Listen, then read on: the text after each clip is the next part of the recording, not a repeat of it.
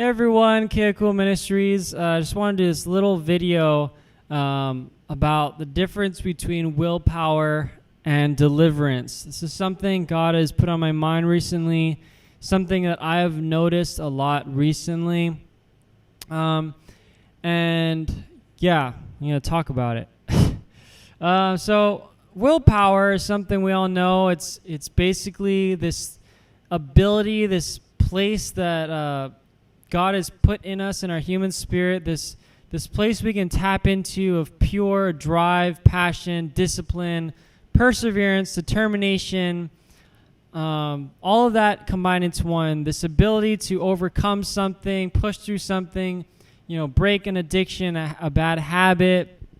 Normally people that do drugs or, have an alcohol problem, porn addiction, whatever, you hear about people they choose to go cold turkey, choose to just stop what they're doing. And that's pure willpower. That takes a lot to do that. And that's something that God has put in us, that He's given us this ability to do that. With deliverance, with the word alone, deliverance, it means to be freed from restraint. Now, this is almost completely different from willpower in the sense that it happens completely out of our control, out of our ability. There's nothing we ourselves can do for deliverance. It has to happen to us. We have to let it happen to us. And what God has kind of showed me about this when it comes to willpower and deliverance is just how hindering and damaging, scary it can be for people that operate in this mindset of only operating in willpower.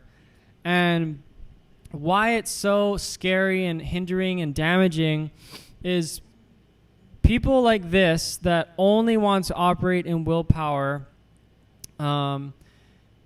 There's two or three things. One is that they think deliverance is optional. Two, people that only operate in willpower always have a spirit of pride on them all the time, or stubbornness, or disbelief, or unteachable spirit, just all the time. People that solely want to do things in their own strength, their own power, there's always pride there. I guess I can't say always, but 90+% of the time. And, again, deliverance, you have to be in a humble state of mind. You have to be in a surrendering state of mind, or you will not be delivered. And we're talking about deliverance in the sense of demons, demon deliverance. But you cannot get delivered, set free from strongholds, demons, if you have any pride, any stubbornness, any disbelief. You will not get freed. You have to be in complete surrender, complete humility, a place of I have no control over this. Lord, I need you to do this for me, and there's nothing I can do. Or, picture this situation. You have handcuffs behind your back, and to be freed, you have to let someone, take the handcuffs off of you. In that situation, you yourself are doing absolutely nothing. There's nothing you can do to contribute to that situation. You can't help yourself. There's nothing you can do. You can't even help the other person. The most you can do is really just stay still. You could resist and make it hard for them, but really there's nothing you can do. And there's that difference with being with having willpower to overcome something, break a bad habit. It always leaves space for that spirit of pride. And if you can do one thing yourself, overcome something yourself, you're gonna do that again by yourself. You're gonna overcome something again by yourself. And why that is so dangerous is because the more you do things in your own strength, your own power and ability, you're leaving less room for God. And opposed to deliverance, it's completely God. There's nothing you can do except be in surrender and humble. But, and it's dangerous for people like this to openly say that, deliverance is optional, and it's hindering to other people that will hear this and think, oh, I guess I don't need to be delivered from this. I just need enough strength and willpower to overcome my situation or bad habits or addictions or all that. When, really, you can't, get freed from demons by willpower alone. There's things that you can completely stop and be freed from with willpower, but there's a lot of things that there's no way that you can be completely freed from by your own strength. And it's just very damaging, very scary, hindering, because the more you depend on yourself and not on God is just not a good place to be. Mentally, emotionally, that's such a scary place to be. We should heavily depend on God and the Holy Spirit all day, every day, continually. We should depend on God for every little thing, every choice we make. We depend on Him just to breathe, just to exist. So to ever be in this state of mind like, oh, I got this, I can do this on my own, I'm smart enough, I'm strong enough to do this, is just a very scary, unwise place. And, though I'm talking against willpower, I'm not saying it's completely wrong to do. It is something that God has put in us, this ability to tap into with our free will that God has given us. But to only operate in it is very scary, very hindering. And this also kind of connects to therapists and counselors or Christians that go to pastors and the elders in the church for counseling, which, again, I'm not attacking or talking bad about. I'm just bridging this and people that want to dodge deliverance and do things in their own power.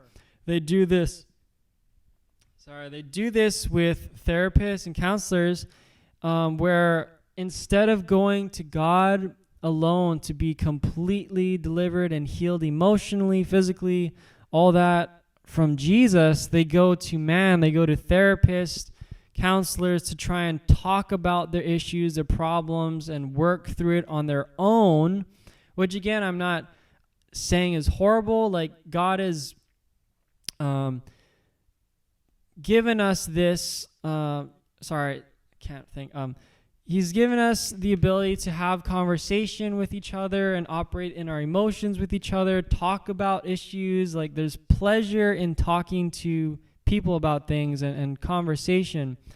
But again, the problem in this situation is that anytime you operate in yourself or operate in another human, another man or woman, and not 100% God, you're only going to get so far in life, emotionally, spiritually, because anytime you leave out God or, make less room for God, you only can go so far.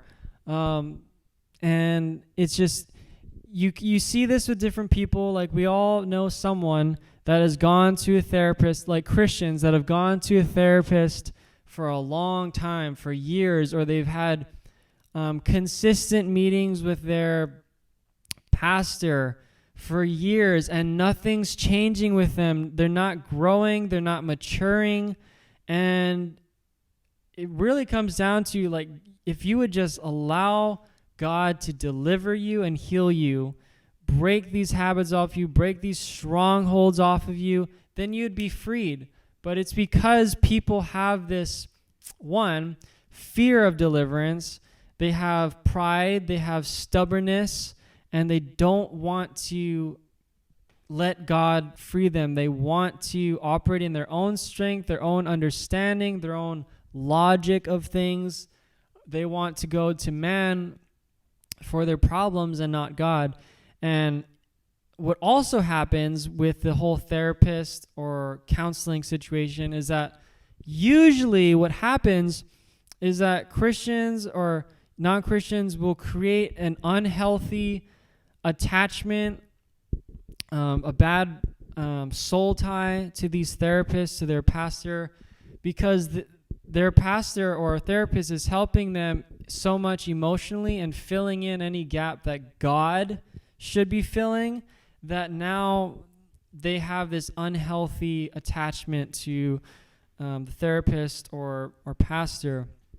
And it even happens it can ruin relationships like marriages, all that, because say the wife is going to a therapist, pastor, talking about stuff, and the pastor or therapist is able to fulfill their needs, not in like a full healing way, but just their needs of getting talked to about something, whatever.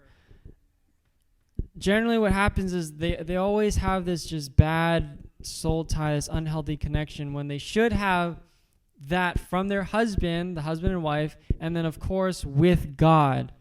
But I'll stop there. I don't have to kind of get off track. The main thing of what God has put on my mind was this whole willpower versus deliverance, and how a lot of Christians today are operating in this, where they think deliverance is optional, and if you just have enough strength and willpower in yourself, you can do anything. You can overcome anything, and it's very damaging. It leads to pride. It's prideful just even saying that sentence. You can do it. Like, I believe in you. You have the power to do it. And we're humans. We're faulty. And it's like, yes, we can overcome things, but we need God. We cannot do everything on our own. We don't have all the power and strength to do this on our own. We need to heavily depend on God. So I'll just end it right there. That's what I got recently. It's what I've been seeing recently.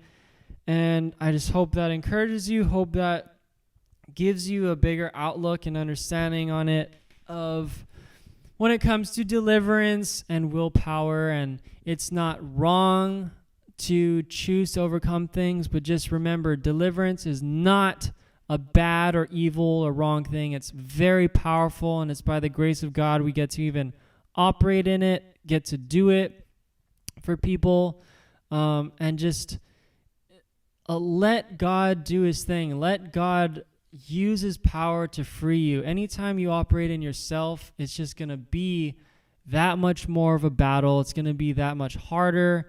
Just let God be God. Let God do his amazing, powerful work, But yeah, that's it. Thank you guys for listening, and God bless you.